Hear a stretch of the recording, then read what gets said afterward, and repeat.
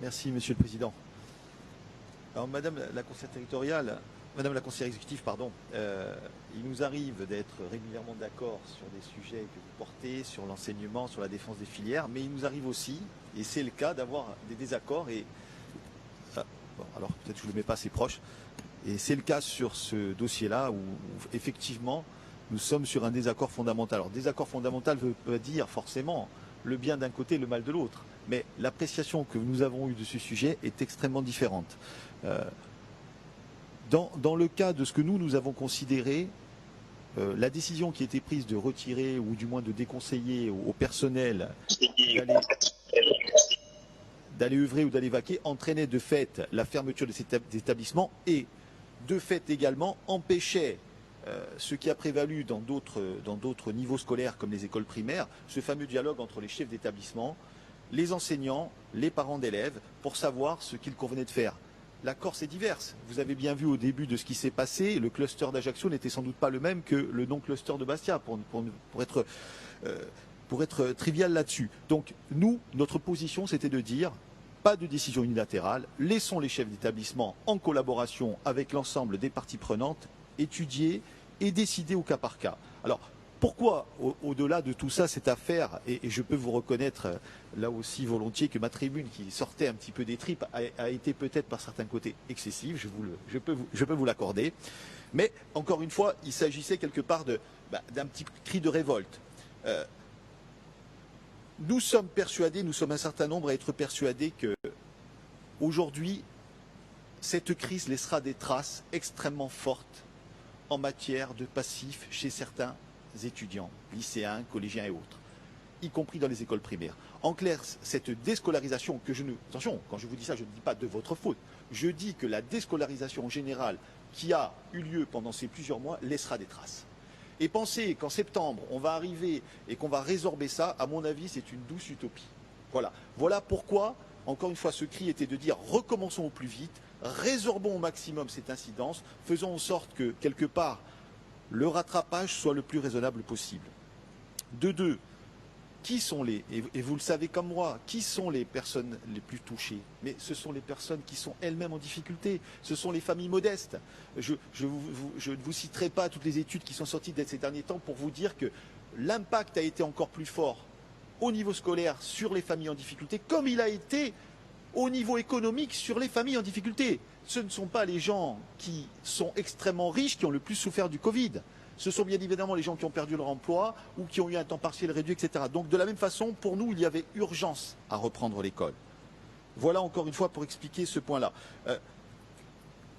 Ce que je voudrais vous dire pour vous montrer aussi qu'on peut appréhender les choses différemment. Je suis arrivé aux alentours de midi sur Ajaccio et j'ai écouté RCFM, je fais un peu de pub, le journal. Et le journal a traité du sujet que nous évoquons aujourd'hui en annonçant que nous allions discuter de ce point-là. Que s'est-il passé? Ils ont interviewé 2 représentants des parents d'élèves. Alors je vais vous épargner les noms des deux structures représentant les parents d'élèves, et on a eu 2 versions complètement différentes. Pour l'un, 15 jours, ça servait à rien. Bien évidemment, le gouvernement faisait sa pub, personne n'allait venir.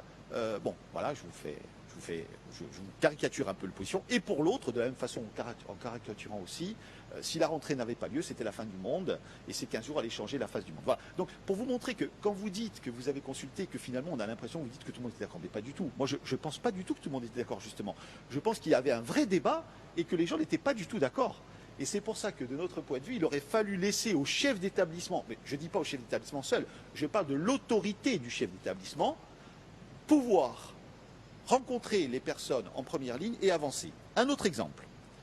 Vous avez vu comme moi la carte de France, cette fameuse carte où nous étions la région avec une couleur, ça arrive souvent vous me direz, y compris en matière de résultats électoraux, où donc nous avions une couleur complètement différente par rapport aux autres. Mais qu'est-ce qu'elle traduit pour moi cette carte et qu'est-ce qui me fait peur? Je vais prendre l'exemple d'un étudiant qui veut intégrer les classes préparatoires, qui veut faire les classes préparatoires. C'est déjà pas facile quand on part de Corse et qu'on va faire maths sup, maths spé, lettres sup, peu importe, sur le continent, d'arriver et de se frotter à la concurrence souvent sévère de gens qui sont aussi bien encadrés. Mais imaginez, pour certains qui vont arriver dans des lycées où la scolarité ne s'est pas interrompue. Vous imaginez l'injustice pour ce gamin qui aura perdu peut-être 2 ou 3 mois d'enseignement par rapport à des lycées parisiens ou autres où ils auront suivi. Alors on va me dire, il y a du travail qui peut être fait, il y a des choses... Mais vous savez très bien que là encore, on va se heurter au côté social. Bien sûr qu'il y a des gens qui peuvent payer des professeurs particuliers, mais ce n'est pas toujours le cas. Donc encore une fois, vous voyez, ce que nous essayons de vous dire, ce n'est pas le procès de la décision de la majorité de l'Assemblée de Corse sur ces sujets-là, c'est les divergences fondamentales qui se sont fait jour sur les décisions que vous avez prises. Je l'ai déjà dit, je ne pense pas que ça relève d'un quelconque machiavélisme, ça relève d'une très forte différence d'appréciation, mais pour nous, les conséquences nous semblaient extrêmement importantes. J'en terminerai sur ce qu'a dit mon collègue M. Orsouch. Moi, je saluerais quand même que nous soyons ici aujourd'hui et que nous puissions aborder ce sujet et je pense décider ensemble de ce qu'il convient de faire et de voir. Voilà, c'est ça le plus important. Sur un sujet aussi prégnant, je crois qu'il faut arriver à en sortir. Après, bien évidemment, le Covid, personne ne pouvait imaginer dans un sens ou dans l'autre comment ça allait évoluer. Tout le monde a été parfaitement inquiet. Je prendrai l'exemple de mon école, où dans un premier temps, nous avions décidé tous ensemble de la fermer parce que nous étions tous inquiets. Mais par la suite, au gré des discussions avec les parents d'élèves, les enfants et le reste, nous avons réouvert. Ce qu'il faut quand même comprendre, c'est que bien sûr que les enseignants n'ont pas démérité, mais quelle serait notre mauvaise image de l'école que de penser qu'on peut se substituer à elle en étant à distance? Ça veut dire que nous n'aurions aucune considération pour notre école. Je citerai l'exemple simplement sur l'école de San Giuliano où il y a un enfant qui est en CP dont les parents ne parlent pas le français. Moi, je veux bien qu'il y ait une information qui se fasse par Internet, qu'on envoie les exercices. Mais avec les parents qui ne parlent pas français, je ne pense pas que ce soit du même niveau que l'institutrice qui va suivre ses élèves. Voilà tout ce qui nous amène à penser qu'il fallait réouvrir au plus tôt ces collèges et ces lycées. Encore une fois, ce n'est pas la décision d'avoir pris une mesure de précaution qu'aurait pu prendre tout un chacun. C'est plutôt le fait que, quelque part, en obligeant l'ensemble des lycées et des collèges à fermer, à mon avis et à notre avis, vous êtes allé sur ce coup-là trop loin.